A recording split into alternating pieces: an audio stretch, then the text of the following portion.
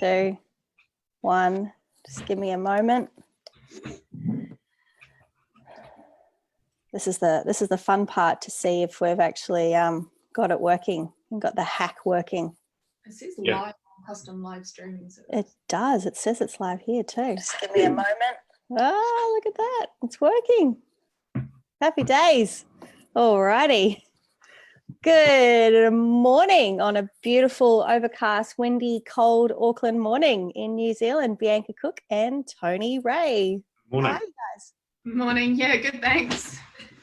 So we are here to have a bit of a chin wag and a yarn about the New Zealand ocean racing team, and I thought we'd just kick it off by playing a quick little video of Bianca when you first had the boat delivered. When you took delivery, you're ready to have a watch? Oh yeah, all right. All right, let's it was a little while ago, but yeah, let's get into it and let's see. Now, just give me one moment here. Hang on. I just love all of this technology. Hey, I need to make sure I turn the sound on. All right, here we go.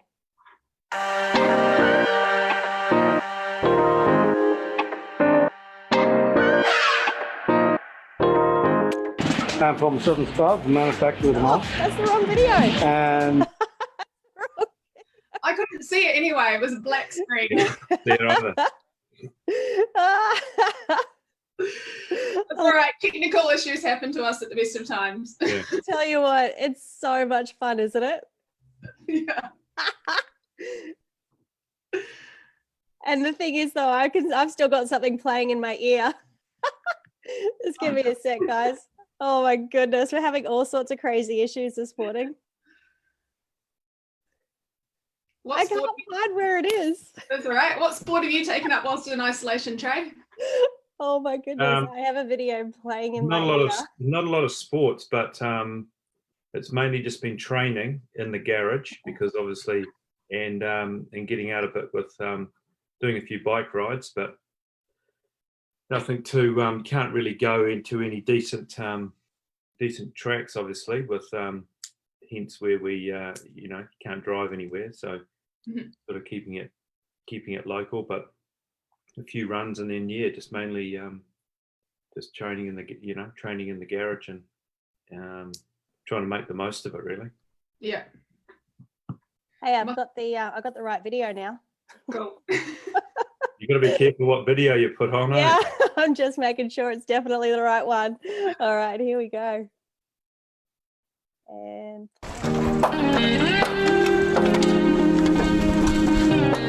She's pretty dirty. It's padlocked. Do you know what the code is? I can't get in through there. So we've got a couple of sails down here. Might be a safe landing. So we have some rudders, a few sails, toilet. This is going to be fun to offload. Can you just do the spongy as well for me? What? Just cut that for me. Cut there. Yeah, it's fine. That's the bolt cutters. I can't get into the boat.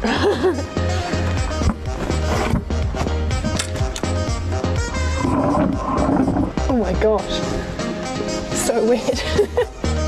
Oh no, one of the legs, they did like a countdown, and it's got all the days that it took. Looks like prison.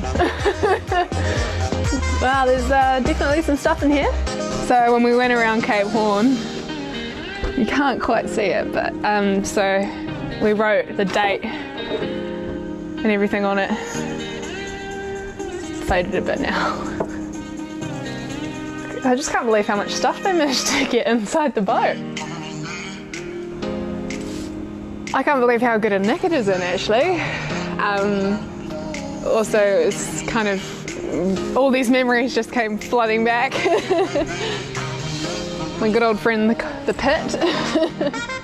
Yeah, lots of cleaning. Like I said, she kind of sat on the dock in Lisbon for a little while, so lots of cleaning and yeah, it's kind of crazy. This is kind of the start of it all, really.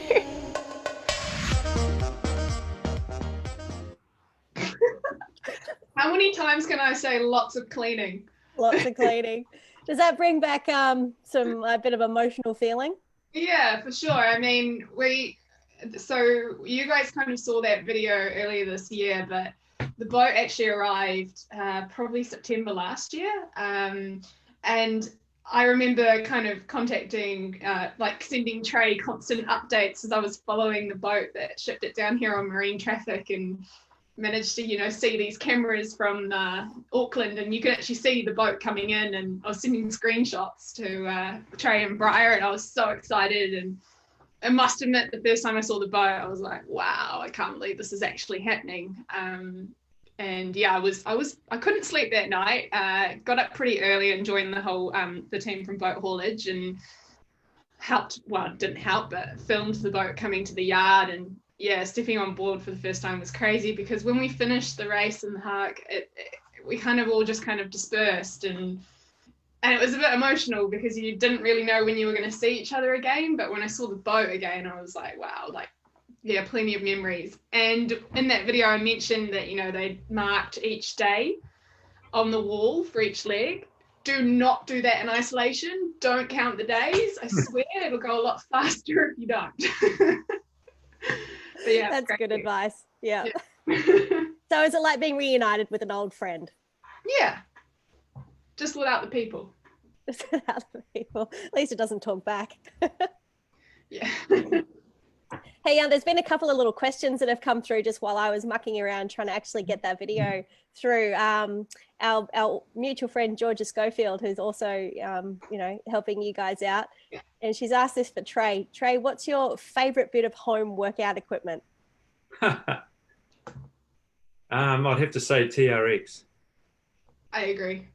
As far as an item, an exercise sort of item that's very, very easy to use just about anywhere in a very small space, inside, outside, wherever, travel, and something to travel with, you probably can't beat the TRX for an all-round workout.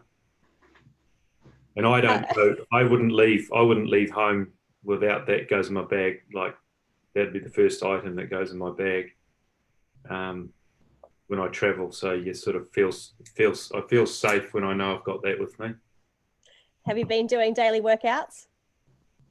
Oh, absolutely. Twice a day. Twice a day, really? Quite a bit of time. Yeah, that's right. We've all got quite a bit of time in our hands. How about you, Bianca? Are you twice a day active, or? Yeah, trying to go for a run or a walk at least. Well, a walk in the morning, a run in the evening sort of thing. It's been pretty awesome, actually, kind of seeing the bush tracks around the neighbourhood, which is pretty awesome. Lots of friendly, actually, I kind of just like getting out of the house just to say hi and wave at people. I know, yeah. But we were also quite lucky in that we kind of made a bit of a dash to good old Bunnings and Mitre 10 before the lockdown, so we had plenty to do around the house. I moved house the day of lockdown, so I've been sort of getting to know my new neighbourhood as much as I possibly can as well. But yeah, I'm pretty happy that I was able to go to somewhere where I could still see boats and see the water, because oh my gosh. Yeah, that's the painful part, isn't it? Is not being able to get over the water. Yeah. Coming up with sea water. I was actually doing a bit of paddleboarding, but then all of a sudden the rules sort of tightened up a little bit, and I didn't want to be that guy that ended up on TV that someone sort of either recognises or gets pulled up by the police boat going past, and being that guy that disobeyed the rules, So I've sort of put a stop to that. Yeah, stay at home. Not a good look. Not a good look.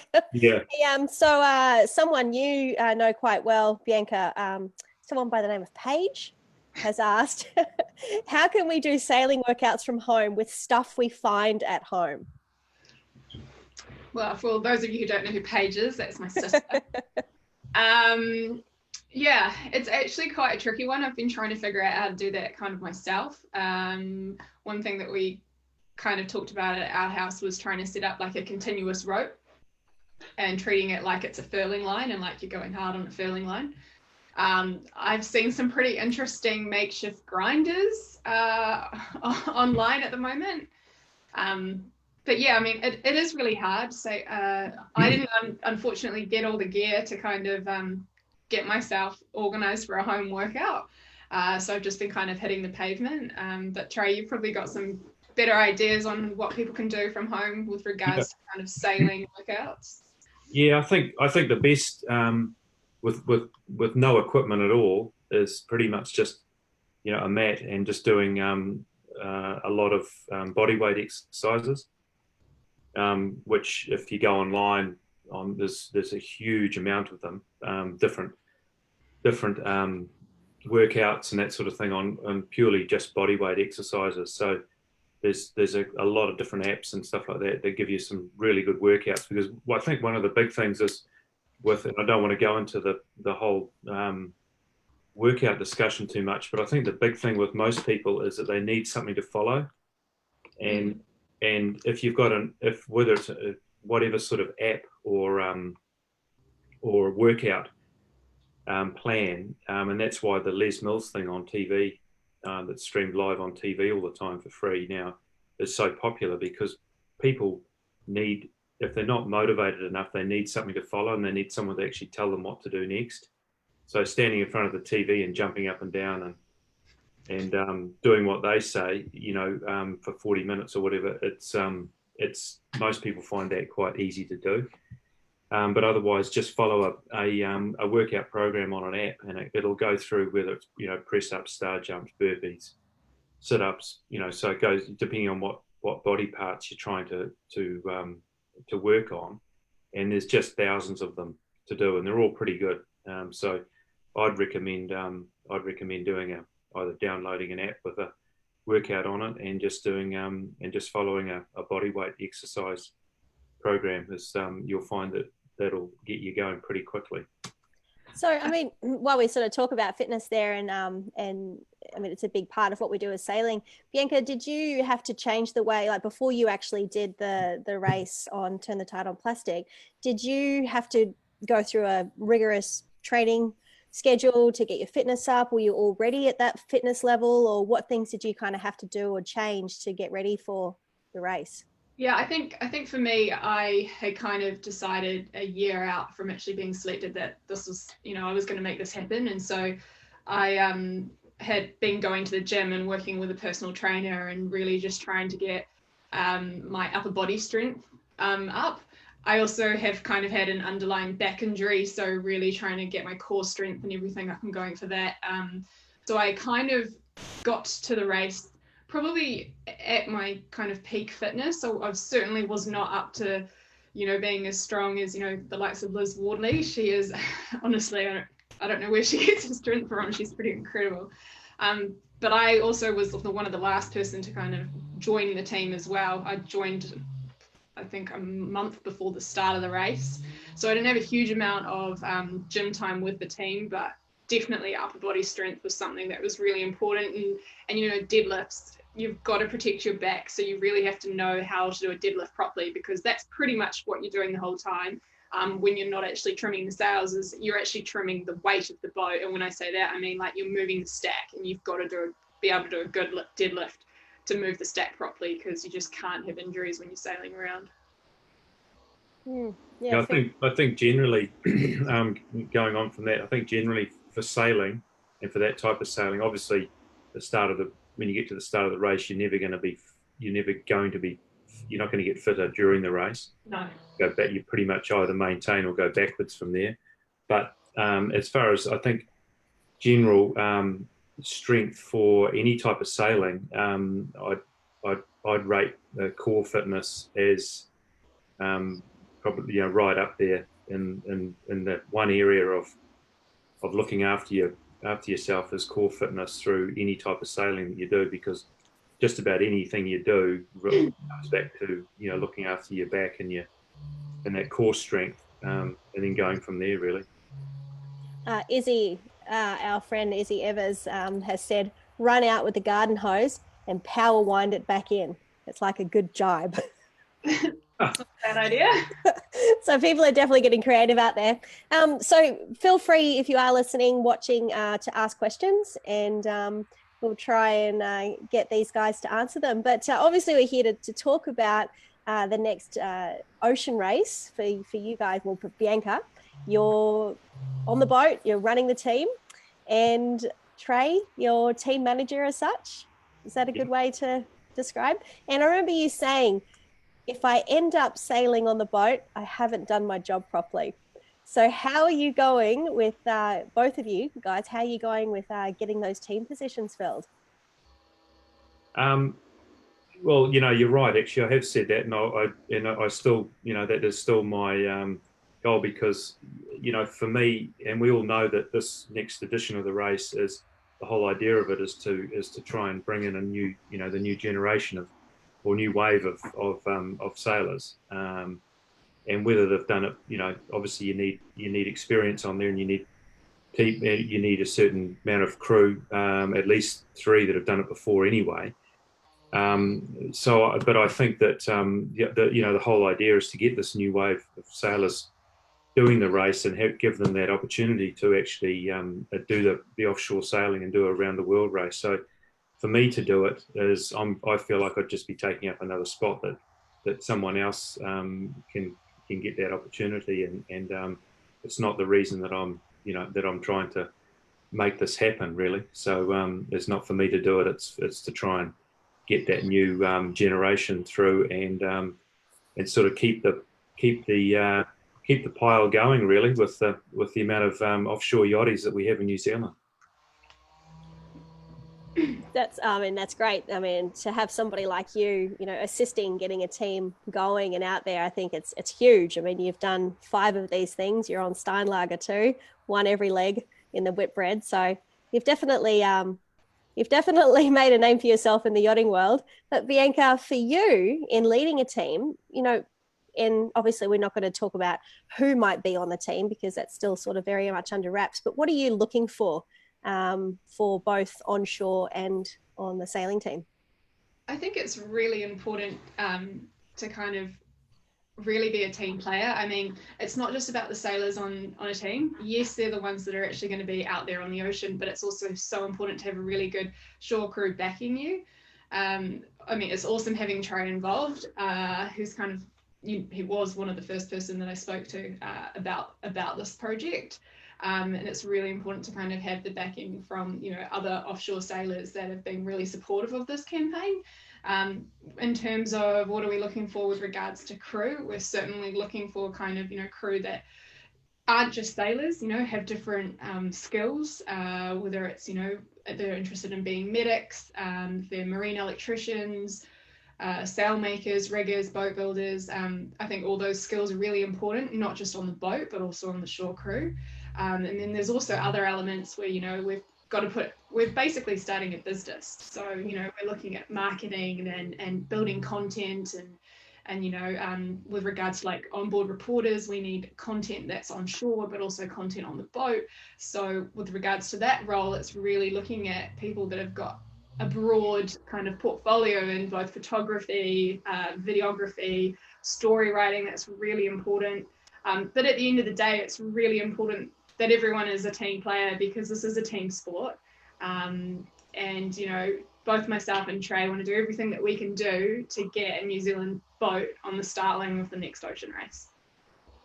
Well, it was pretty exciting when we heard the announcement. It was like, yes, finally we've got a New Zealand team, and led by one of New Zealand's, most amazing offshore sailors, Bianca, which is actually you. You've become a household name since you did turn the tide on plastic in the last race. But where did it all start for you? How did this girl from Auckland end up being on top of the world in ocean racing? Yeah, it's kind of crazy to kind of think of myself as a household name, because I just can't, like, I actually kind of don't think of myself like that at all. Like, when I get around these, in the last race, there were quite a few New Zealand sailors, Tony Mata, Stu, Daryl, and Pete and Blair, and I thought, oh my gosh, 1, I can't believe that I'm even in their presence, and 2, I can't believe that I actually get to sail against them. So for me, it was just incredible. And I kind of can't really hold too many conversations with my role models because I kind of get all fumbly like this. But, you know, myself and my sister, you know, we grew up in a sailing family. Our parents started yachting developments of a boat building business, and you know, we both grew up on the shop floor, kind of, you know, learning all the ropes. First we started sweeping, then painting containers, and then, you know, we got stuck in the boat building side of things. And for me, sailing to start off with was really just more for fun. And then I joined the youth program, and it kind of became more of a sport, more of a competitive sport for me. I loved going, like, to start off with, wasn't so much a fan, but, you know, I loved going down and racing every weekend and, you know, really getting to more of a competitive level. And I'd done quite a bit of offshore deliveries, and I was kind of working towards the Olympics with the Elliott 6 meters with the women's match racing, but that kind of got pulled, and I thought, what am I going to do? I want to travel the world. I want to go offshore. I want to go sailing. And I got offered an opportunity to do an Atlantic crossing on a J class. And I just thought, wow, one, I get to sail on one of the world's most beautiful boats. And two, I get to do an Atlantic crossing. And from there, I started working on super yachts, and actually my passion for sailing was, like, for racing was still there. And I ended up working on a boat where Daryl actually was a part of the race crew. And I was like, what do I need to do to get onto a boat? To get onto a team, whether it's shore crew or anything. And, you know, he said, all you've got to do, you know, well, not all you've got to do, there's a lot you've got to do, but I just kind of sent my CV to everyone and anyone. And I had a few opportunities with Turn the Tide on Plastic to go on trial. I did a delivery from Alicante to Lisbon, and that kind of was my trial. And I thought, oh, that's probably it. But then when it got closer to the start of the race, I got a call from Dee. And it never really sunk in until I was actually up in Lisbon. But she said, how do you feel about doing the Volvo Ocean race? And I thought, oh, yeah, that's cool. Yep, sweet. And I thought I was really just going up to kind of help shoreside or maybe just kind of be a reserve. But when I got there, she said, oh, by the way, we're announcing you on Friday. And I went, what? So it was kind of, it was pretty quick for me. It was a lot of hard work to kind of get there. I kind of made it sound like it happened just overnight. But it was pretty surreal. And yeah, it's crazy to think that I'm a household name because, you know, there's been so many incredible sailors that have come before me and lots that will come after. So no, it's pretty insane. But, you know, at the end of the day, I mean, sailing into Auckland, sailing into your home country and your home port was the biggest highlight of the entire race for me. It's such a cool story, and of course you've worked really hard to get there, but congratulations on actually getting there, and not just doing it once, but like going, you know what, we're going to do this, we're going to go again. Trey, just on what Bianca said about sailing into your home port, for you, when you did the Whitbread and you sailed, you know, Steinlager into your home port in Auckland, I mean, I can only just imagine the feeling and the emotion of that, but what was it like? Well, obviously every time you sail back into sail into Auckland, or you see New Zealand for the first, you know, coming around the top and sail down the coast, it's always a huge part of the race for any Kiwi that's ever done it, and pretty, you know, in some ways emotional. Like Bianca said, it's a very special moment, and obviously there's been some pretty close ones over the years with different boats and you know, some very, very close finishes. And so, you know, and it's when you do come in and you see the top of the North Island and then sort of get to the corner, in some ways you think, oh, we're there, but it's such a big race from, as you know, from the top down to the finish. So, you know, anything can happen, as we've seen over the years, from in that piece of water there, because it can be tricky. You can stop and go, and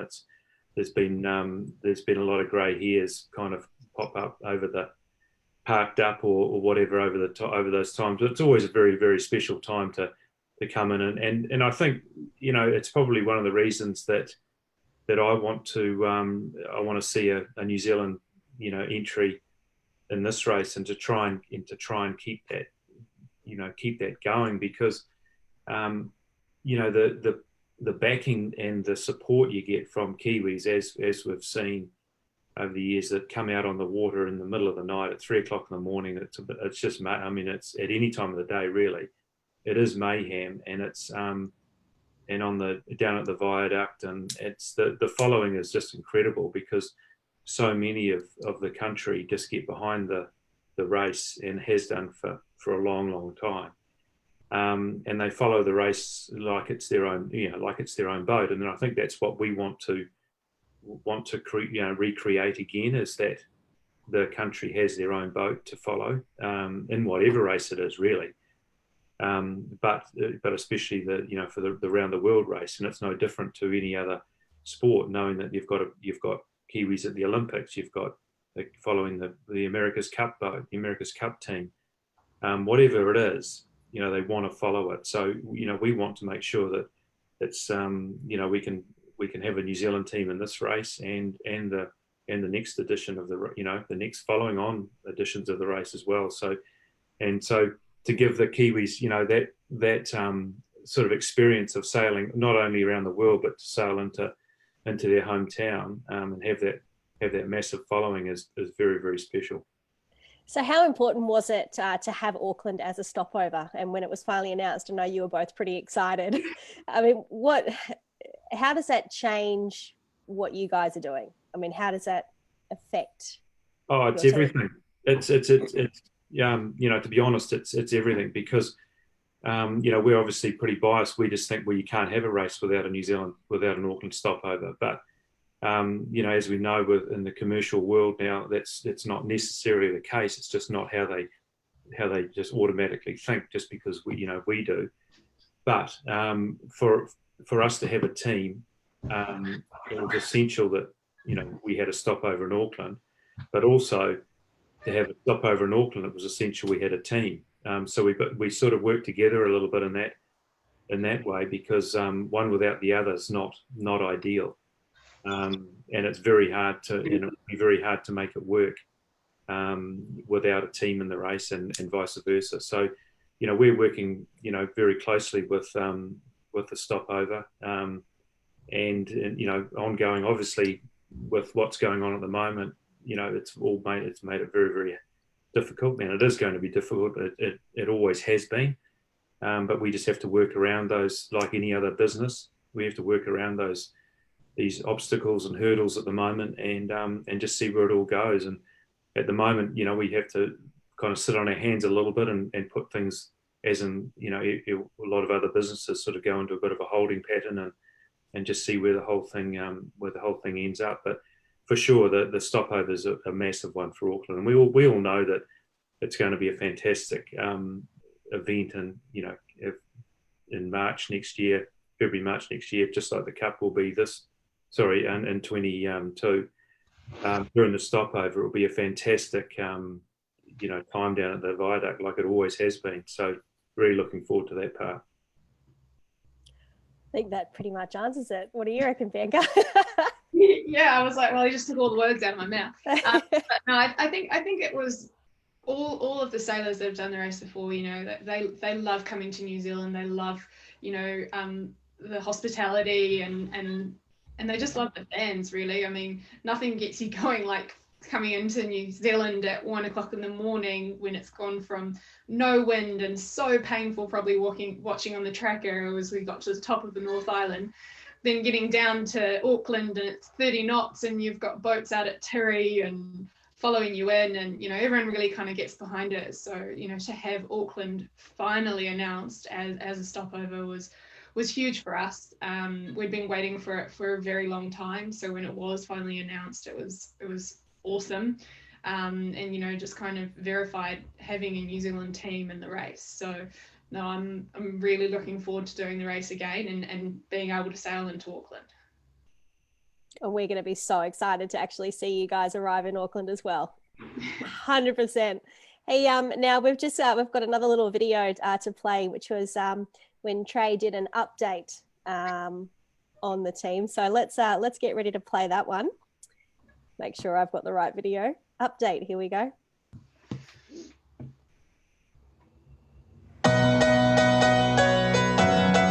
I guess a quick update on where we're at with the team right now. As you can see, the boat's still in the shed here, and we're working, pretty hard on just getting, I guess, a lot of the servicing done. The boat's been here since September last year. It's been great to have it at Yachting Developments, and we've been able to basically have it sitting here, and with the help of Ian Cook and using some of his guys to work on it now and again, and get bits and pieces done that we need to do before we can go sailing. And as you can see over here, we've got the fin on its side that it's been sort of pulled apart off the boat and all fully checked out. And the bulbs here, boats here, and we've got our 2 containers over here with which we're going to slowly sort out with a workshop container and a storage container. Come up and have a look. Well, here we are on the deck. As you can see, there's been a little bit of work gone on since I guess we last unwrapped it. Yeah, the guys from the yard have done a really good job of making patterns for the deck. That the files have been sent off to Sea Deck, and when they come back, we'll know that they actually do fit correctly, and it's all going to look great. And then really just tidying up different areas, a little bit of painting. The aerial bracket's gone on, still to be wired up, but I think, as we know with this One Design class, all you can really do is just service the items to get it all back in the same shape again. And it's not like you can make changes or improve or develop anything. It's all about working with what we've got and making that work properly and making it reliable. So it's going to be exciting to see it all come together, and hopefully we can put some graphics on the side and make it look like our boat.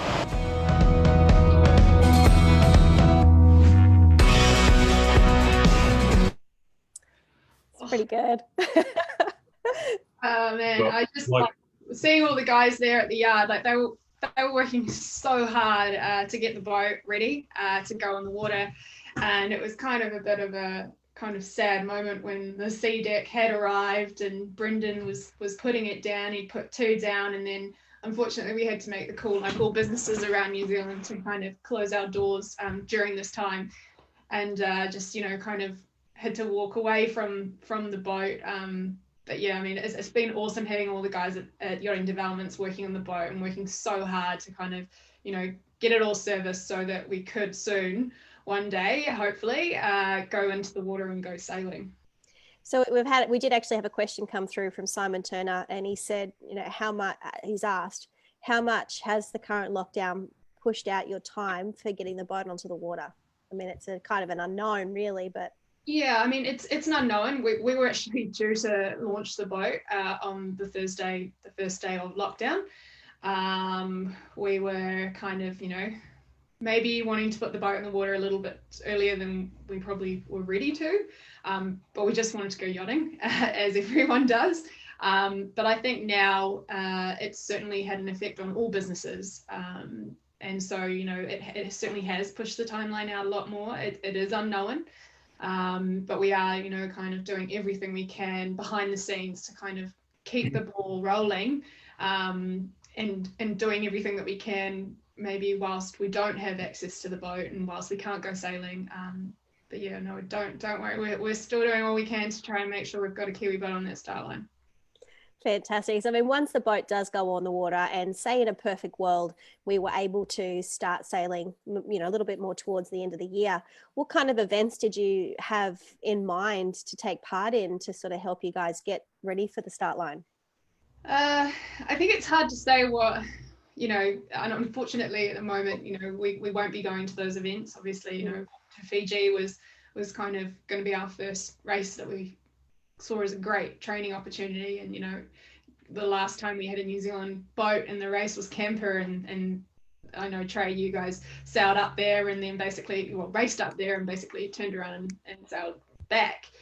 So that was kind of the first race that we were looking at doing. Obviously at the moment with everything that's going on, our plan was also to do a tour around New Zealand towards the end of the year, but we're not entirely sure how that will look now. But our aim is still, everything going well, to do the Sydney to Auckland race at the start of 2021. And then we'll, hopefully we can do a lot of training before then and some more training after then, and you know, it's unknown at the moment, unfortunately, but you know, we have to just stay positive, stay at home, but stay positive and kind of work towards it. But yeah, probably the next race that we do would be the Sydney to Auckland race. I mean, it's pretty great. You've got a fantastic training ground here in New Zealand, and you know, there's plenty of different conditions that you can experience just a couple miles offshore here in New Zealand. So, you know, I mean, hopefully you can do that tour around the country. I mean, that'd be great to see the boat, you know, going to all those different ports, sort of similar to the Round New Zealand shorthanded race, although you'd be fully crewed. Yeah, I mean, we think that it's really, really important. I mean, I had already started to kind of do a bit of a tour around the country last year, and kind of trying to visit as many yacht clubs as I could, you know, Wellington, Christchurch, Nelson, Picton. You know, I've been to quite a few, and we really thought that it was important for us to connect with the yacht clubs and to give back and talk about our experiences with the great race. And then also we wanted to be able to take the boat to the country, and to the communities, and really give the nation a boat that they can kind of follow and be like, oh yeah, like I've been on that boat, you know, taking it right back to, you know, your Lion, Steinlager, Camper even went around as well. So no, I think, you know, every New Zealand campaign has really tried to kind of bring the whole nation on board and has been successful in doing that. And, you know, we wanted to do the same. Yeah, I think it's a big deal for, you know, like Bianca said, it's been great that she has already been to a lot of the yacht clubs and done talks and stuff like that, just to talk about her journey a little bit and her race. But also, you know, I think to be, you know, and like we know, it's all a bit sort of the timeline is one thing I'm working on a lot at the moment is just looking at different scenarios and timelines as to when what might be happening, and no one really knows at the moment. So it's a little bit of a moving target, but I think we just have to keep working, you know, keep replanning is the new word, and seeing, you know, how soon we can get in the water and how soon we can start working on funding again, what's realistic, and then also, you know, I still think that the Round New Zealand tour for us as a team, as a New Zealand team, is a really, really important part of the whole campaign, because it's something that it has been done in the past, like Bianca said, but it's a really good way of just connecting with all the clubs and people throughout the country, and gives everyone, you know, that real sense of sort of, you know, that belonging to the boat. And we know that the further south you go, the more interest you get from people, and they just really, you know, really happy that you've made the effort to get down there and connect with the kids at the clubs and the schools or whatever. And I think it's always worked in the past. I know that when we did it on Camper, it was actually very soon after the Christchurch earthquake. We didn't even know if we could get into Littleton because they didn't have any new soundings for the harbour. So that was all pretty raw. And even when I think Nico was doing a talk we were at the yacht club.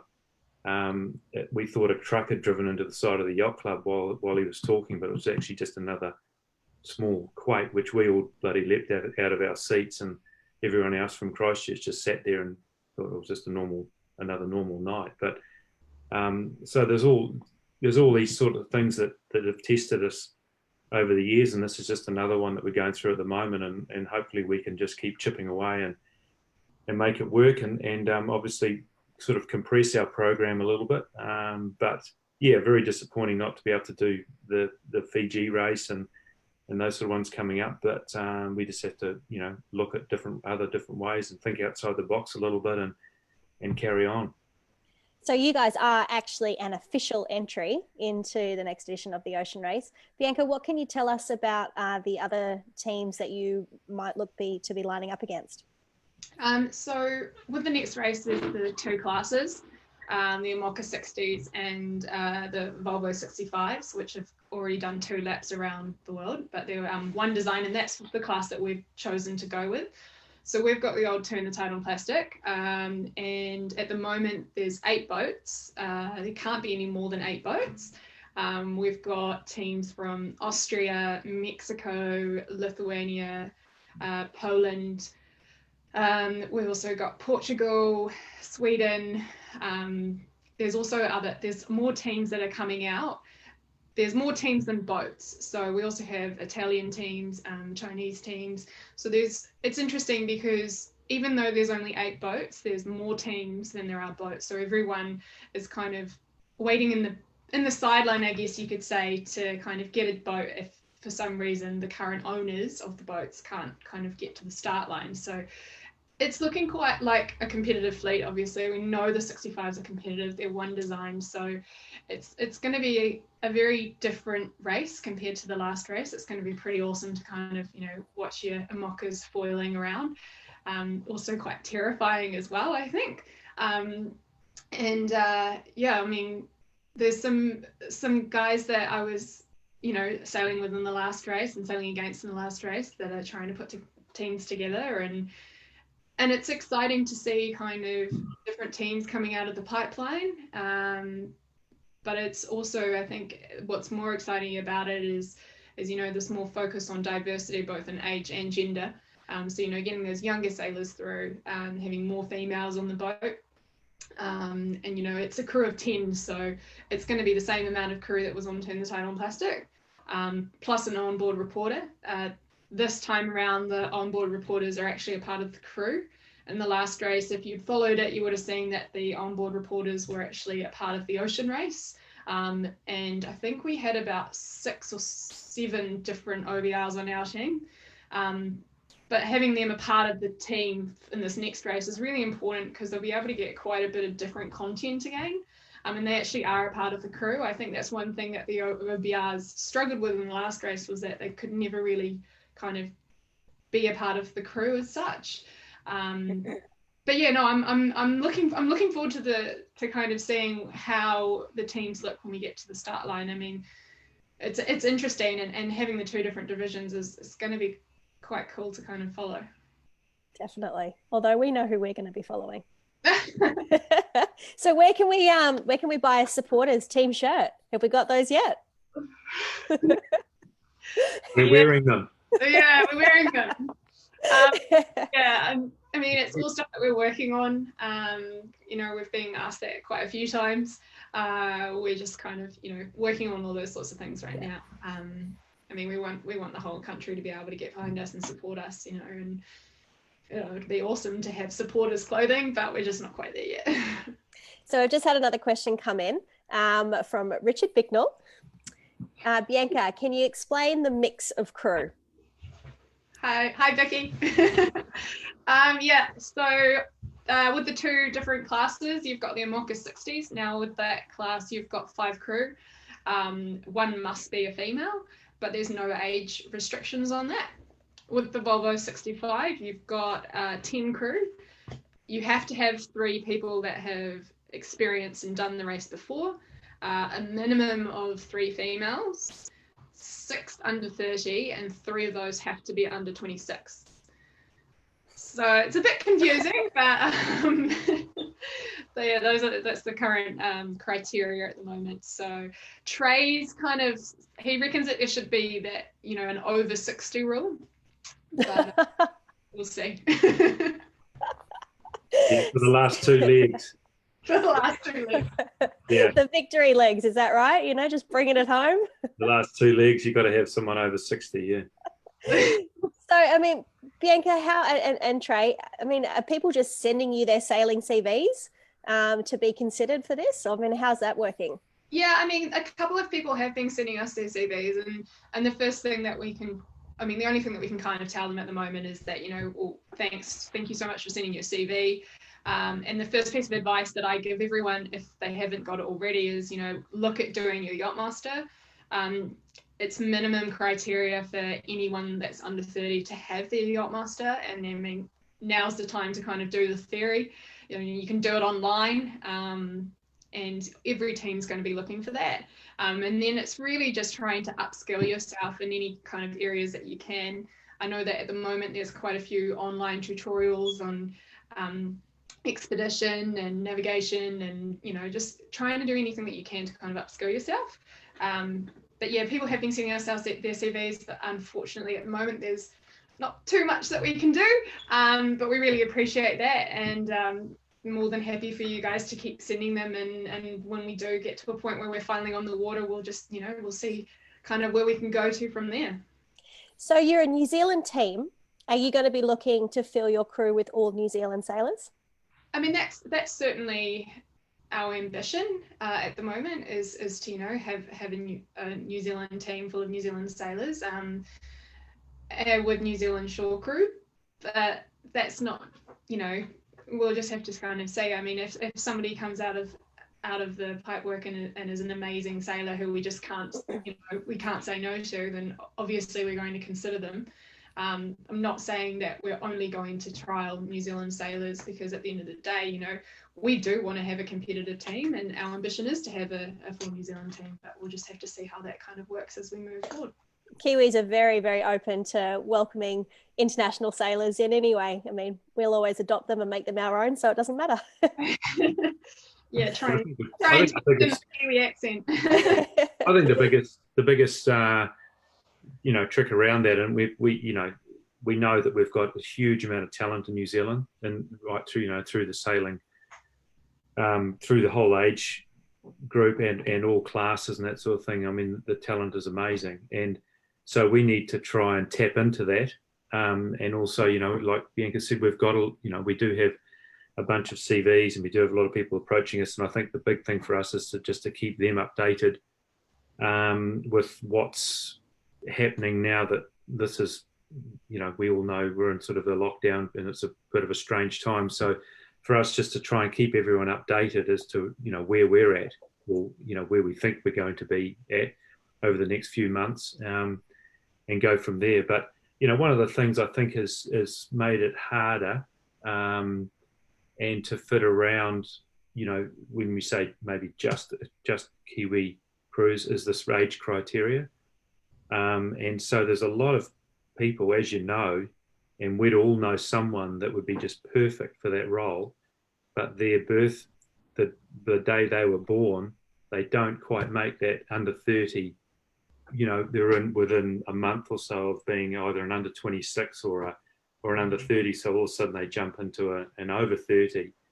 And that makes it really, really hard, because, that crew member would be perfect, but then you end up with too many in that age bracket. And I'm not saying that that's what is happening, but I can see that that's how it's with all teams. That's how it's going to be, really, really difficult to try and fit in around that age criteria.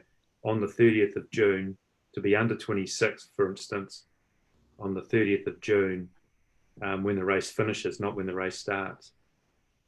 You guys have not got an easy job on your hand when it comes to selecting your sailing team. I think the other thing that with what's going on in the world at the moment as well is international travel is not exactly the easiest thing, and we don't really know how that's going to look moving forward. So I think, we're going to try and also to keep costs down as well, we're going to try and kind of start this campaign with sailors kind of based certainly down in the South Pacific and in New Zealand to start off with, and then we'll kind of look at going abroad. But at the moment we've got the luxury of, we're all stuck here, and we're going to have to put up with each other, and and I think it's a good opportunity for, once we can kind of get on the water and get going, is to kind of get as much time on the water as possible, because time is kind of the essence, and I think it's going to be a point where you can kind of make or break people. People might think that they want to be offshore sailors and then end up going offshore and decide, actually, this is just not what I'm interested in at all. And then some people will think that it's not something they're interested in at all, and then they go and do it and think, this is what I want to do. So, we're very lucky in New Zealand to kind of have, and that's the other thing is, we've got the boat here. So we're quite lucky in that sense. But yeah, it will just be interesting to see what the crew looks like. So I've just had a question from Tim Collin. He says, hey guys, is there still going to be a boatyard type setup for stopovers as it's one design, or are you on your own for repairs, etc.? I can answer that one. Yeah. They are talking about having a boatyard. It's going to be scaled down slightly, but they want to make sure that the Volvo 65 fleet is strict one design. So they will be trying to make sure that all of the service work and stuff is done by the boatyard. We will have obviously our onshore crew with regards to certain things, but the sails are still one design. I think it's just been announced that North Sails are doing the sails again. And you know, the rigs are still one design, the winches are still one design, everything is still one design, and that's one thing that they really wanted to make sure was really kept strict with the Volvo 65s. Let's just have a look at that. You're just talking about the mast and everything being one design, and there's a little video of the guys from Southern Spars doing some work on your mast. We might just show that one for a sec. Yeah, sure. All right, hang on. Let's get this one going.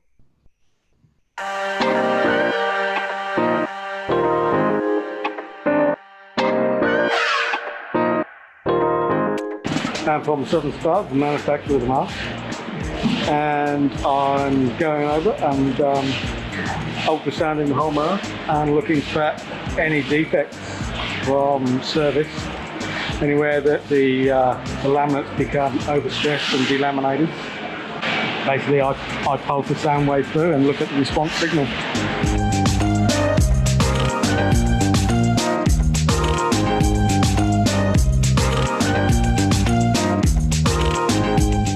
She's pretty good. Considering she's done a lap of the planet, she's not looking bad. Nothing that's going to hold us up anyway.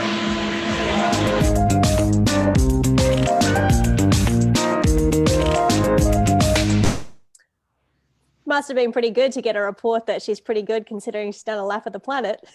Yeah, no, that was great news, and we're really grateful to have, you know, most of the people in the marine industry support throughout this, and it was awesome to have the guys from Southern Spars just come and check out our rig and give us the seal of approval to go sailing again sometime soon.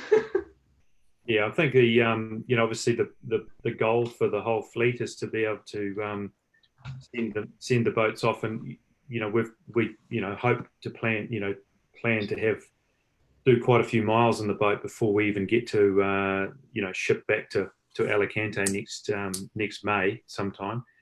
But I think the whole plan for the fleet is to in the ideal world is to have new rigs for the boats when they start the race for the next time. So you know, I think as we know, Southern Spars are, you know, and with the ocean race are in discussions at the moment how that can all happen, and timelines, and everything revolves around timelines and funding. So we'll sort of see where all that heads. But in the meantime, we just wanted to make sure that with with the help of Southern Spars, to make sure that the rig that we're going to use to put in the boat right now is safe, and we can push it pretty hard in the sailing that we do between now and then.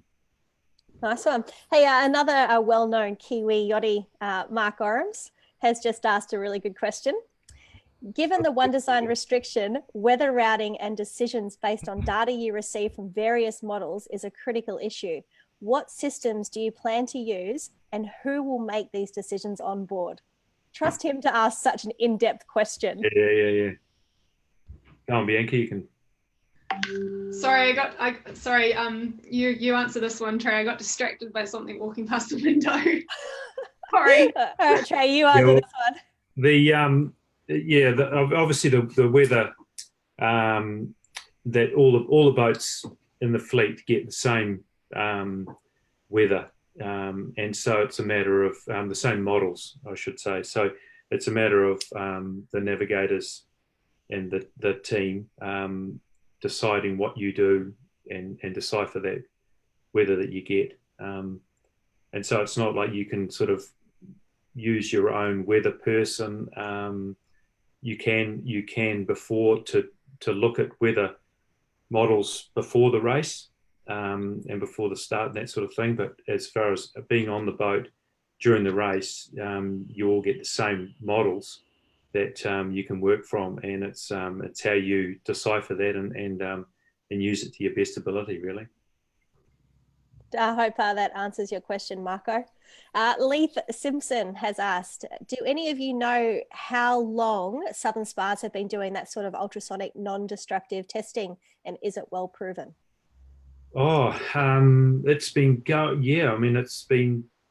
I couldn't tell you exactly how long they've been doing it, but the system, you know, certainly the whole time all these boats have been doing the race, they've always been ultrasounded at different stops throughout the race and checked. When they first started doing it, I couldn't tell you that. You'd need to speak to Southern Spas. I know that my good friend Ed Danby from Marine Results, who's based in the UK. I know he's been doing it a long time, and he did quite a bit of work on the Volvo stuff as well. But you know, that system with the ultrasounding on rigs is a huge business, and a lot of it's even with the super yachts, they don't, you know, as far as insurance goes, and same with these boats in a way, you can't get insurance until you've had your rig, and they have certain time frames of when they have to get their rigs re-ultrasounded every couple of years or whatever it is, to get insurance again.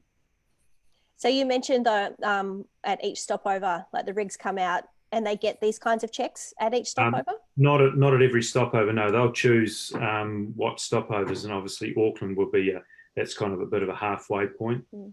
And so that's one of them for sure. But I don't know that the other ones as yet. But yeah, they'll choose when the boats have that ultrasounding and full rigging, inspectional rigs out, boats out. That's that side of it. Bianca, for you, how excited are you to hit the Southern Ocean again? Right now I'm freezing, so I'm not. It's only 18 degrees in Auckland today. Come on. No. To be honest, I think it would be very naive of me to say, yeah, let's just go straight into the Southern Ocean right now. There's a lot of sailing that needs to be done before then, and I feel like it was a lifetime ago since I was last in the Southern Ocean. But no, it's I'm really looking forward to getting one back out on the water, as I'm sure everybody is. But you know, we just have to kind of wait this out and and kind of see how things go from there. But of course, I mean, I'm very much looking forward to being able to just send it down a couple of waves and get splashed in the face a couple of times.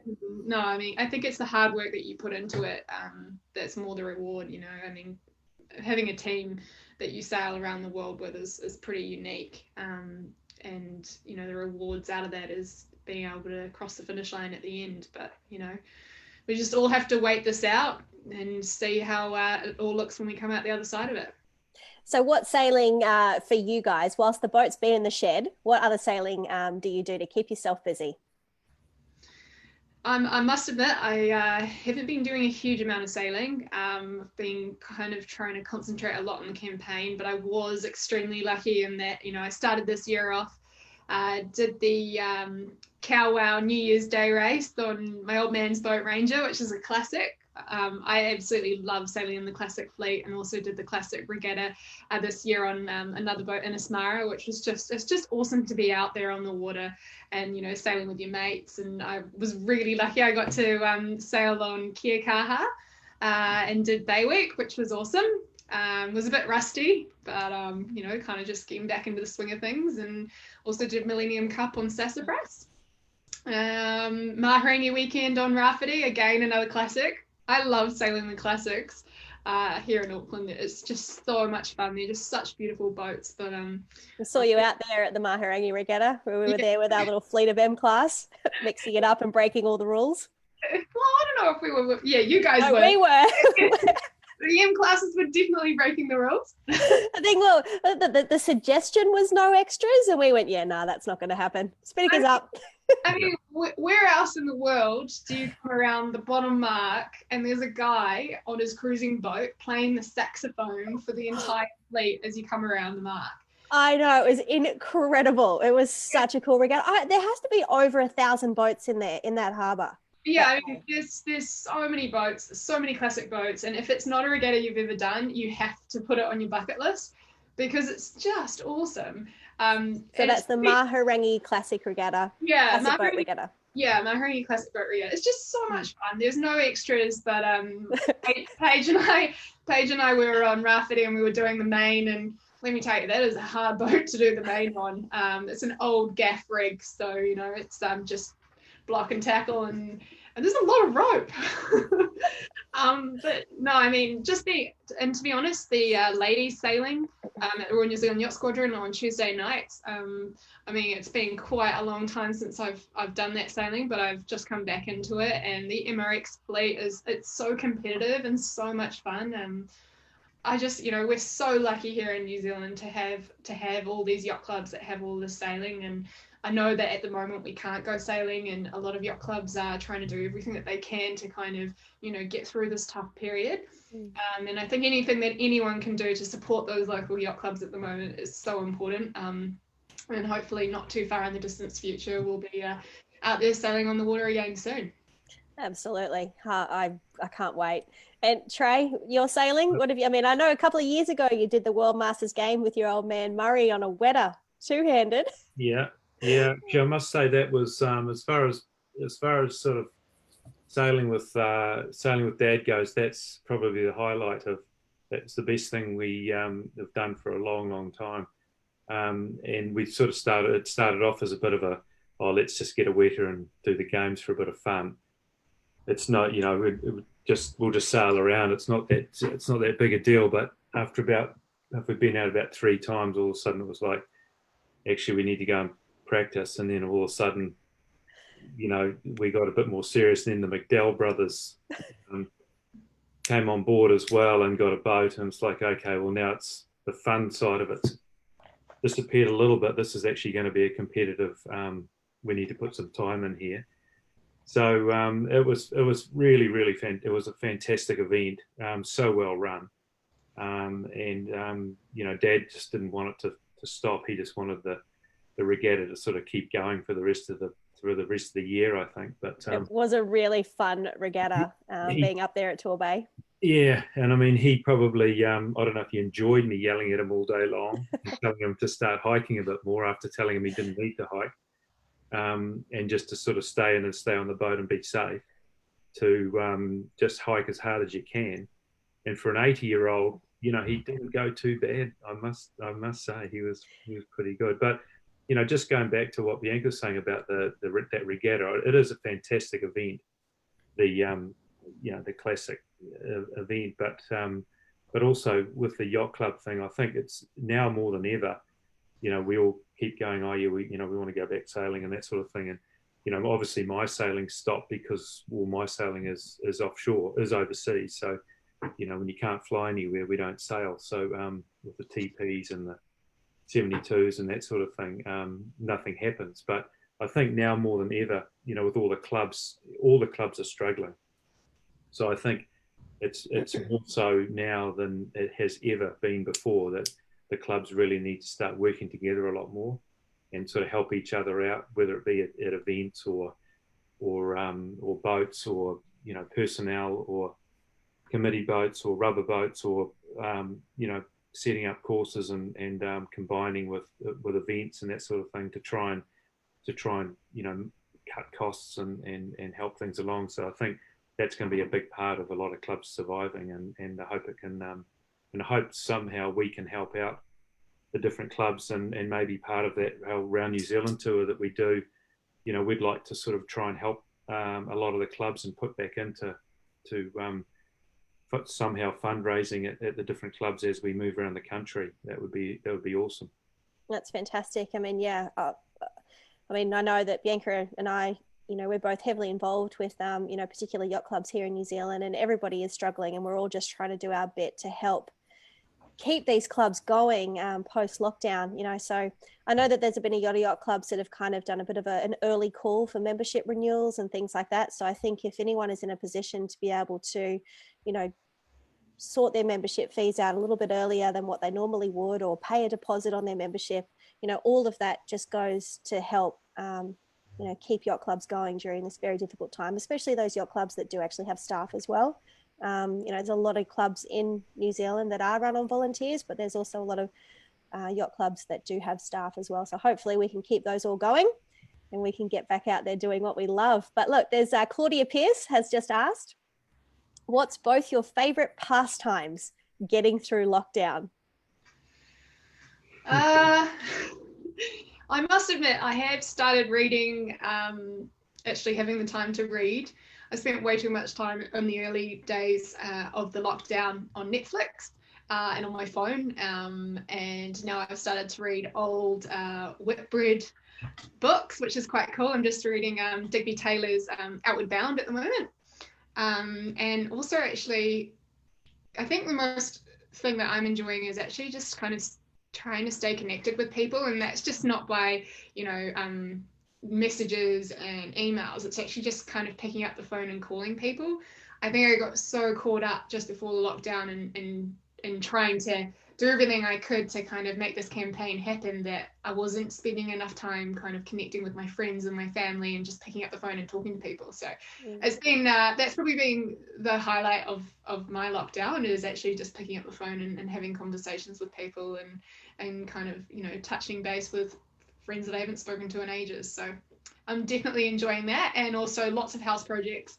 I think Spencer and I maybe went a little too hard too early. And we've certainly kind of getting to an end where we're kind of running out of things to do on the house. But awesome to see, Claudia, seeing that you've started to kind of redo all the varnish work inside your boat down there in Wellington, which is cool. But I think one piece of advice for me to anyone during this lockdown is don't count the days. That's really important. Know what day it is and the date, but don't count the days, because it actually makes it really hard. It does kind of feel like you're in prison when you start doing that, and we're not. We all need to do our bit to kind of stay safe and to stay at home. And my other piece of advice would be to kind of, call your friends and contact your loved ones and get in touch with somebody that you've been meaning to call for ages, because, some people are unfortunately going through this lockdown on their own. And I think it's important that everyone does pick up the phone and call your friends and family and just stay connected. I have to admit, getting a phone call out of the blue makes such a massive difference. I mean, I'm in lockdown on my own, and just knowing that somebody is thinking about you is just such a heartwarming experience. And it's actually helped me get through some difficult days. Yeah. Trey, how are you keeping busy? Apart from your twice daily workouts. Yeah, well, I mean, it is part of it. I mean, I've sort of tried to schedule in a semi normal sort of working day, is whatever you want to call it, but just trying to spend a certain amount of time on this ocean race campaign. You feel like you sort of spend a lot of time on the phone, and then emails, and then on the phone again, and then another email, and part of it is obviously trying to stay connected with people on the other side of the world. So those times are either early in the morning or late at night, but trying to make the day feel more normal. So trying to train first thing in the morning, and then start working at a normal time, and then at the end of the day, schedule in another little session in the gym, and then sort of a bit of downtime for me is probably picking up the guitar and having a muck around with some music. And you're a jammer. Tried to be. He's awesome. Where is that guitar? Go get it. It's not far away, but we'd be happy to hear a song. Serenade us, Trey. It's a bit early. You gotta. It's sort of more when you can have a beer. Gotta warm up those vocal cords. Yeah. So, hey, Marco's just asked another question, and he said, look, sorry if I've missed this. You haven't, Marco, we haven't asked this yet. Not about the band, is it? I think he wants to get the band together. Have you announced the name of your boat yet? And have you got a bloody great silver fern painted down the side of it? We haven't announced what the boat is called yet. We do have a name, but we don't want to announce that until we actually launch the boat. It's really important to us, and it's really important to New Zealand. A bloody great big silver fern. So Trey and I have been talking about the graphics of the boat for well over a year now, and we still haven't confirmed on what the boat's going to look like, but I understand the desire and the for a silver fern, and I'm sure there'll be one somewhere. Yeah, for sure. I think, you know, as it's gone along, I mean, obviously, you know, part of the look of the boat, you know, what it'd like to be, and then obviously what it could be, depending on, hopefully, that sponsor that comes along will change things. But at the moment, it's plain white, and it's a clean sheet of paper. So if you've got any ideas, we're open to them. I think it's really important, and even though Trey says that, I think it's really important that we have a boat that represents Aotearoa and really is in touch with our heritage, all of our heritage. So yeah, we want to make sure that we've got a boat that the whole country can be proud of, and looks awesome as well. But yeah, number one priority is probably just getting the boat in the water and going for a yacht. Yeah, it's a big one. Yeah, but I mean, you know, we're all patriotic. We all love our country, and we want to be able to represent that well. Awesome. Hey guys, well, I reckon that's been a pretty good chit chat session this morning. I think I've learned a lot out of that. Trey, when should we announce your live session with your guitar? Oh, live session. Yeah. Well, I'm just when you say that, I'm just, you know, because obviously the band, the round the world band has always been a huge part of the race, and you know, obviously I'm not doing the actual race, but you can still, as long as you're involved with the race, you can be in the band, because that was one of the rules in the past, is you can't be in the band if you're not involved with a team. So who's the lead singer of this band? I am. So at the moment, they're just working on sponsorship for the band equipment. Yeah. I love the priorities. GAC Pindar have apparently put their hand up to be. So who else is in this band? We need names, Trey. Come on. Well, that's the whole thing, isn't it? Because we don't know who's in the race yet. You got to make it up when you get there. Who is in the last band? We had a couple of we had Telefonica Sailmakers. We had two girls from the ocean, from the Volvo Ocean Race. We had the bass player from the lead guitarist was Telefonica. The drummer was Spanish. It changed depending on the stopovers, but yeah, it's always been a big part of the race. Don't worry about that. So the real reason you want to be involved in this team is so that you can join the band, right? It all makes sense now, 100%. I can't sing or play guitar. Absolutely, it's got nothing to do with the yacht race at all. Awesome. Hey guys, just want to say a massive thank you for taking the time out this morning to give us an update on where you're at. And you've got the entire nation behind you when it comes to this. And, you know, we're a huge fan. We think what you guys are doing is fantastic. Sorry, Marco's just chimed in again. It's been way too long since we've had a New Zealand flagged yacht in the round the world race. Continue our proud legacy in this race is a worthy ambition. All the best, team. Yeah, well, I think, you know, one thing that you can guarantee that when you know, it's for us, when you look at the boat, whatever the graphics end up being, but when you look at the boat, you'll go, that's a Kiwi boat. Nice. In one way or another, it will look like a Kiwi boat. Apparently, Carl Taylor, Bianca, has actually heard you sing before. Oh. Okay, I think we might call it there just before anything incriminating comes out. School drama shows, maybe. Nobody needs to hear me sing. Nobody needs eating. That's good information. It's good information because we used to have backup singers as well for the. I will be I'll be your fangirl, mate. No, I won't be singing. I Should be front row.